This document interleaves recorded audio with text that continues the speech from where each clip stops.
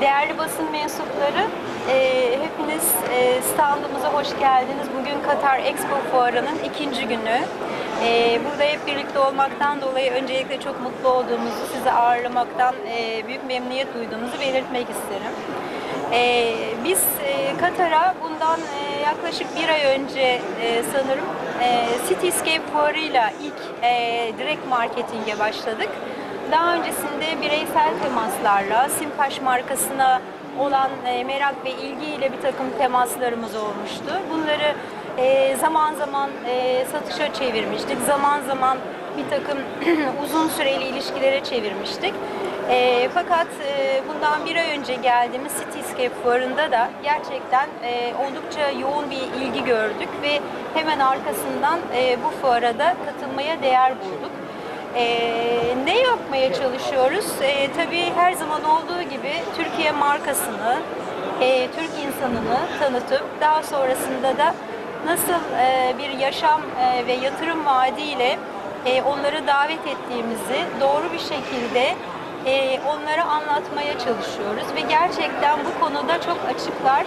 Biz Katarlı dostlarımızla, müşterilerimizle çok hızlı bir şekilde, çok hızlı bir sıcak teması hemen geçebiliyoruz. Çünkü hakikaten onların da beklediği bu toplumsal olarak daha yakın birlikte yaşamaya arzu ettikleri bir ülkeyle, özellikle bazı şehirlerimizde ele alırsak işte İstanbul gibi, Bursa gibi Anadolu'nun bazı noktaları onların oldukça ilgisini çekiyor ve yaşama değer buluyorlar. Onun dışında daha büyük çaplı yatırım değeri olarak da özellikle İstanbul başta olmak üzere Türkiye'yi yatırıma değer buluyorlar. Biz bu çerçevede son birkaç yıldan beri Katar'la yavaş yavaş artan ilişkiler içindeyiz. Zaten biliyorsunuz Sinpaş grup bünyesinde zaten bizim kurumsal çalışmalarımız var. Ama Sinpaş GYO olarak şu anda ağırlıklı olarak bireysel konut satışlarıyla başladığımız Katar serüvenimize diyeyim, maceramıza bu fuarlarla daha da ileriye nasıl taşırız? Bu çerçevede ilerliyoruz. Ağırlıklı olarak Körfez insanının ihtiyaçlarını ülkelere göre değişip değişmediğini, bunları da inceleme fırsatı buluyoruz buralarda. Ve bunlar da bizim proje geliştirirken artık biz projelerimizde mutlaka bir %5, %10, %15 tadında bir şekilde yabancıya satış perspektifi görüyoruz. Bunu özellikle tercih edilen bölgelerde yapıyorsak bunu dikkate alıyoruz ve bu çok amaçlı, çok daha fazla hedef kitleye ulaşmak için projelerimizi geliştirirken bize yeni bir girdi olmuş durumda. Ve onların da hassasiyetlerini dikkate alarak proje geliştirmek artık bizim çalışma biçimimize yerleşmiş durumda. Biz Katar'ı incelediğimiz zaman biliyorsunuz yıllık gelir itibariyle, kişi başına düşen yıllık gelir itibariyle oldukça yüksek bir gelir durumu var ve hakikaten bir dünya perspektifi var. Hem kendi kültürlerini, kendi yaşantılarını muhafaza edip hem de dünya çapında işte eğitim olsun, iş olsun, uluslararası bir takım işbirlikleri olsun. Katar bu anlamda aslında hakikaten bir dünya ülkesi olmuş bir ülke ve toplumu da bu şekilde son derece global. Dolayısıyla bundan sonraki iş hedeflerimizde bu kadar aslında iş anlayışı, uluslararası iş anlayışına sahip bir toplumun insanlarına da İstanbul'a, bir Ankara'ya, bir Bursa'ya, ülkemize nasıl çekebiliriz konusunda bundan sonra daha da istekli bir şekilde çalışmalarımıza devam edeceğiz. Yabancıya satış biliyorsunuz mütekabiliyetten sonra başladı. Bu anlamda Sinpaş GYO olarak ne kadar bir katkıda bulunduk bu pastaya, bundan biraz bahsetmek gerekirse 450 milyon lira Sinpaş GYO olarak bugüne kadar 450 milyon liralık ciroyu yabancıya satıştan elde ettik. 450 milyon liralık ciromuzun 80 milyonu da Bursa. Bu da çok önemli. Bursa'ya olan ilgi, biz ne kadar daha fazla tanıtırsak onun önünün ne kadar açık olduğunu görüyoruz. Biliyorsunuz bizim hemen hemen her yıl aktif olarak 5-6 projemiz olur. Ve bunların satış pazarlamasında ağırlıklı olarak aslında Türklere yönelik hazırlarız. Ama oradan artık yeni vizyon olarak yabancı satışlarımız da olur.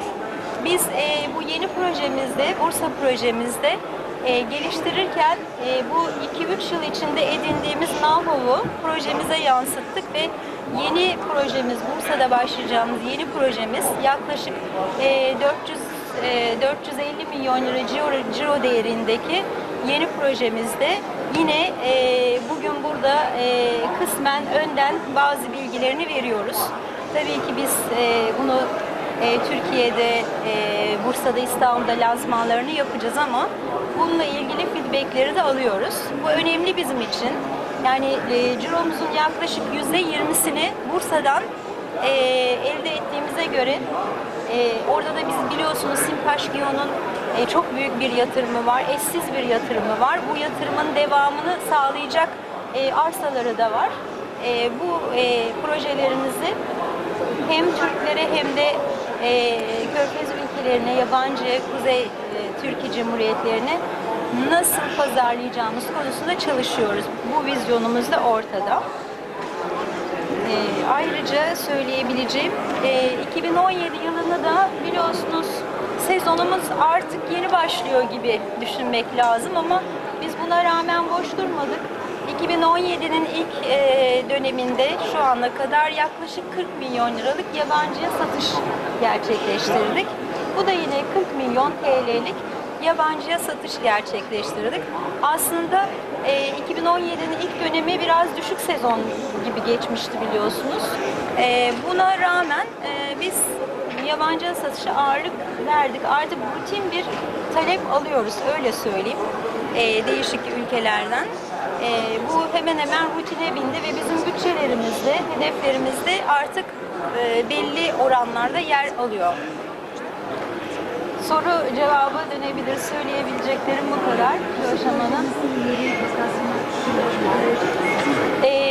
Bursa Modern projemizin yanında, hemen yanında. Bursa Modern projemizde biliyorsunuz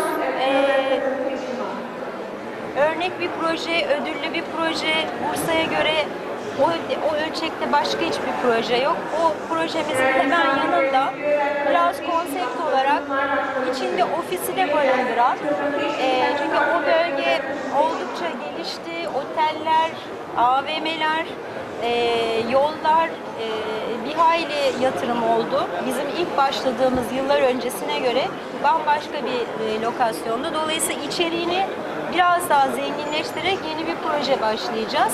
Bunun şu anda ruhsat çalışmaları devam ediyor.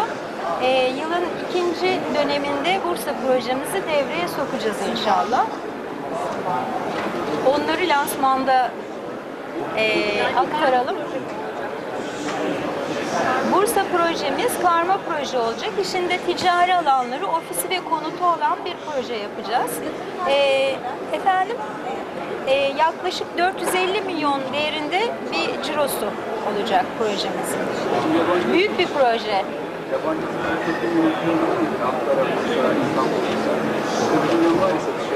Evet. Şu anda ağırlıklı biz İstanbul, Bursa satıyoruz. Bu oran hemen hemen yine yaklaşık %20'ye %80 gibi. Şu anda Queen Central Park Bomonti projemiz biliyorsunuz. Yabancıya satışta oldukça başarılı. Yani Türk müşterilerimize satışlarımızın her zaman o tadındaki dengesi devam ediyor. Kendi biliyorsunuz zaten genellikle bize söylenilen, bizim Körfez'den gelen müşterilerimizin bize söylediği şu: bizim kendi yaşantımıza uygun bir ev bulabildikten sonra Ondan sonraki aşamada biz etrafımızdaki komşularımızın kim olduğuna bakıyoruz ve tamamen yabancıya satılan bir projede yer almak yerine Türklerle birlikte yaşamak, onlarla komşuluk ilişkilerini geliştirmek, bu kültüre de biraz adapte olmak veya bunu da yaşamak istiyorlar. O yüzden yeni projemizde de aynı bu perspektifte geliştireceğiz inşallah. Evet var. İstanbul'da 2 projeye başlıyoruz. Birisi Ümraniye'de, birisi Sancaktepe'de. Bu 2 projemizde gerçekten hem mimari olarak hem yine müşterilerimize yatırım değeri olarak, yaşam değeri olarak yine zevkle sunacağımız 2 proje. Bunların ön satışlarına yakında başlayacağız. Lansmanlarını da Eylül-Ekim ayı içinde yapmayı planlıyoruz.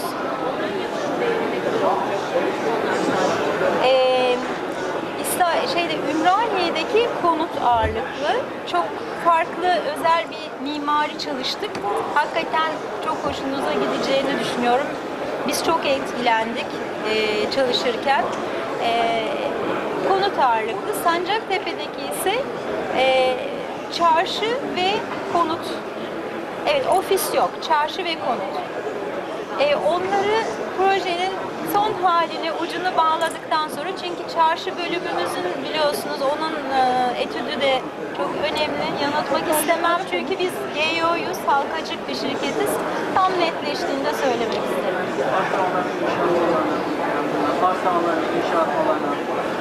Onların hepsini proje lansmanında. Şöyle söyleyeyim, yaklaşık 500'e yakın konut yapacağız. Evet, toplamda yaklaşık 500'e yakın konut Sancaktepe'de. Yine 400 civarı da Ümraniye'deki projemiz. Tabii ayrı ayrı.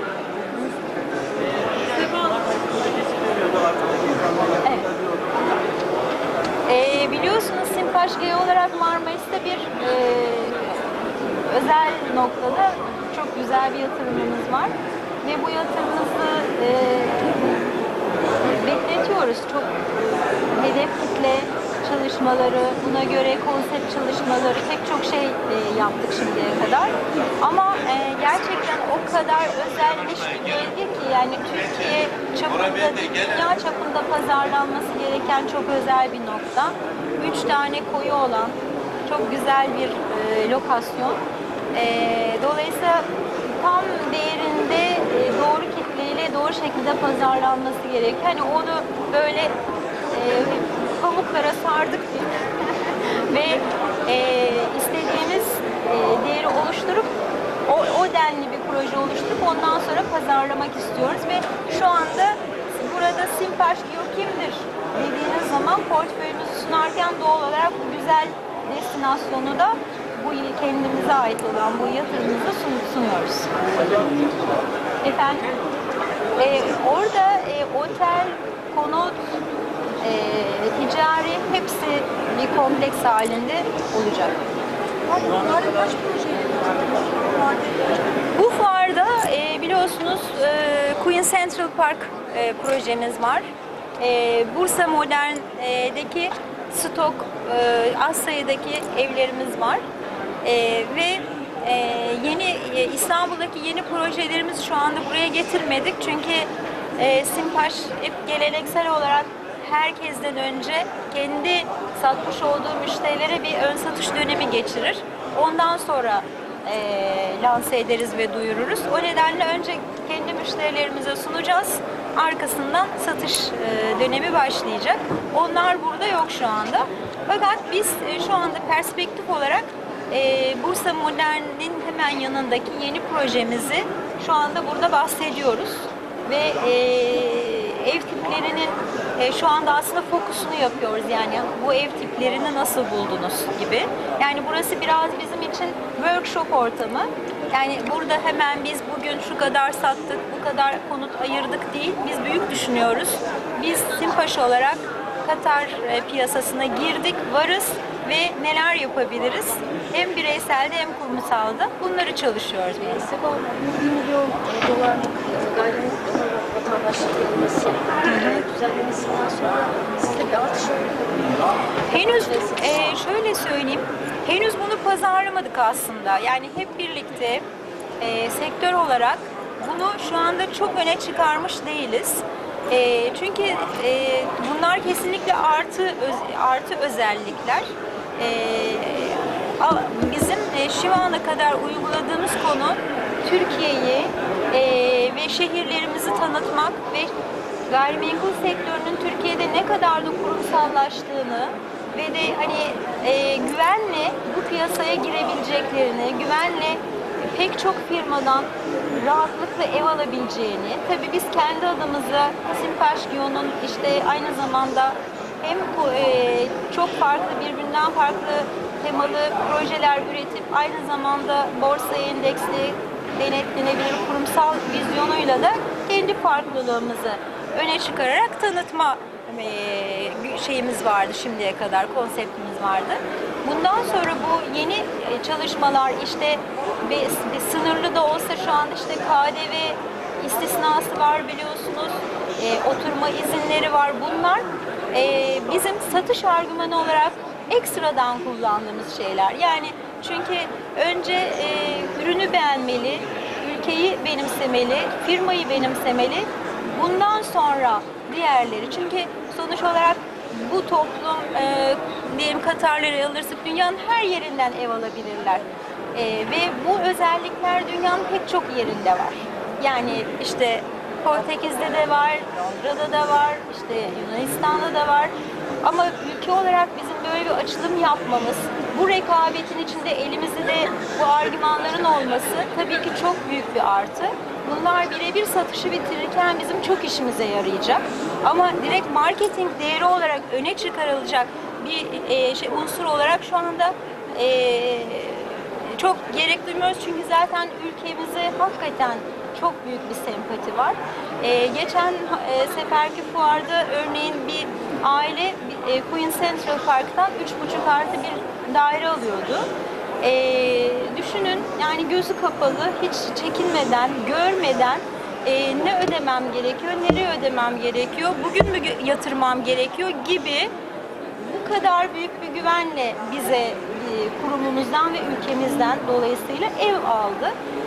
Kendisine şunu söyledim, çok güzel bir şey oldu, iletişim oldu aramızda ve eşiyle de bir hoşbeşimiz oldu. Dedim ki yani ofisimize mutlaka geleceksiniz, şantiyemizi mutlaka göreceksiniz ama bir kahveye ve ben merkeze sizi bekliyorum, ağırlamak isteriz merkezimizde dedim. Düşünün dün buraya gelmişler beni görmek için. Yani çok şeyler, Türk insanının o sıcaklığını ben gerçekten Körfez'de de görüyorum. Sözleşmelerini yapmaya geleceklerdi İstanbul'a ama benim geleceğimi duyunca buraya da gelmişler. Yani bu bence çok bizim Türkiye olarak çok büyük bir artımız. Yani bunu dünyanın hiçbir yerinde bence göremezler. Biz çünkü kendi müşterilerimiz de Türkiye'de. Yani bizim için onlar artık sonsuza dek dostumuz. Çünkü biz onlara ev sattık. Yani bir tüketim malzemesi değil ev. Bir yatırım, hayatının çok önemli bir parçası. Dolayısıyla bizim müşterilerimize ilişkimiz sonsuza dek devam edecek. Yani bu vizyonla konut sattığımız için bu yabancı müşterilerin bir konut almanın ötesinde gittiği ülkede bir dostluk da alıyor olması, bununla karşılanacak olması, bundan emin olması bence en önemli artılarımızdan. Tabii bunların üstüne de oturum izni, vatandaşlık izni gibi unsurlar tabii ki çok teşvik edici. Bunu biz bekliyorduk. Bu da gerçekleşti. Bundan sonra şöyle düşünelim. Bizim önümüz çok açık. Aslında şöyle düşünün. Biz artık mütekabiliyetten sonra geldiğimiz ivmeden sonra bundan sonrası daha çok katlanarak gidecektir diye düşünüyorum. Çünkü pek çok teknik konuyu çözdük bu şekliyle.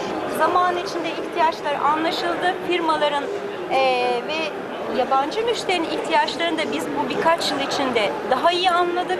Hem projelerimize yansıtıyoruz hem şey anlamında, yönetim anlamında hükümetimizin, devletimizin yapmış olduğu kolaylıklar onları tanıdıkça ortaya çıkıyor. Bence şu anda artık gerçekten bizim katlanarak ilerlememiz lazım. Bunu da yapacağımıza inanıyorum. Hem sektör olarak hem kurum olarak.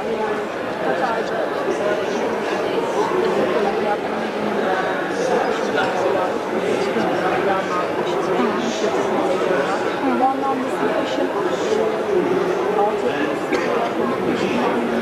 burada bir bütçesi var mı? Çok güzel bir soru. Şöyle, biz şimdiye kadar tabii hep Sinpaş grup olarak, Sinpaş üye olarak mütekabiliyetten sonra özellikle bu çok büyük bir gelişimdi Türkiye için. Hep yabancı konutlarımızı satmaya, gayrimenkullerimizi nasıl geliştiririz, nasıl onları çekeriz buna baktık. Altını çizmek istediğim bir konu. Bunu yaparken de Sinpaş olarak hep biz piyasada hangi fiyatla sunuyorsak aynı şekilde yabancı müşterilerimize de sunduk ve bu koşulları onlara da fırsat olarak avantajlarımızı gerçekleştirdik. Şimdi bundan sonraki aşamada artık Türkiye gayrimenkul, işte Türkiye'nin kurumsal gayrimenkul sektörü o kadar anlaşıldı ki bence bu 2-3 yıl içinde. Bundan sonrasında artık Türk markalarının, konut sektörünün bu coğrafyada proje geliştirmesinin önünde hiçbir engel yok. Bunun için istek, motivasyon ve vizyon. Bunlar hisseden her firma bence artık bu körfezli gayrimenkul yatırımı yapabilir. Biz bunun için ne yaptık? Biliyorsunuz Sinpaş Suud Sinpaş'ı kurduk ve şu anda özellikle Suudi Arabistan'da biliyorsunuz büyük bir konut açığı var. Bunun tamamlanmasına yönelik, karşılanmasına yönelik daha doğrusu sadece yerli yatırımcı değil, yabancı yatırımcıları da ülkelerine çekmek istediklerini zaten beyan ettiler, bizlere bildirdiler. Bu nedenle biz buna hazırlık olması açısından Sinpaş Suud markamızı Suudi Arabistan'da Sinpaş'ı açmış olduk. Burası başlangıç olmak üzere tüm Orta Doğu coğrafyasında Sinpaş nasıl gayrimenkul geliştirebilir? Bunun çalışmalarını da, ön çalışmalarını da yapıyoruz. Ve bunları çalışmaya başladıkça da şunu gördük, hiç de zor değil. O nedenle bizim bundan sonra yurt dışında da bu tür yatırım fırsatlarında nasıl yer alabiliriz yakında bunlarla ilgili de sizinle gelişmeler oldukça paylaşacağız. Biz bu hususta kararlıyız, istekliyiz ve somut olarak şirketimizi de orada açmış olduk.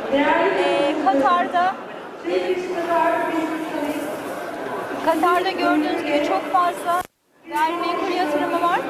Fakat burada bunlar daha çok kiralama amacıyla yapılıyor. Yabancılara kiralıyorlar. Çünkü yabancılar Katar'dan alamıyor. Yani daha önceki bizim ülkemizdeki gibi bir durumları var. Ama fakat Katarlılar gayrimenkul yatırımına çok alışık. Çünkü burada çok fazla expat var. Kiralama amacıyla burada yapılan gayrimenkulleri kiraladıkları zaman iyi bir gelirleri oluyor. Bu sektör burada bu anlamda gelişmiş. Onun dışında gördüğünüz gibi altyapı, üst yapı son derece gelişmiş. Burası da bu anlamda ticari anlamda ortaklıklarla yürülebilecek bir nokta.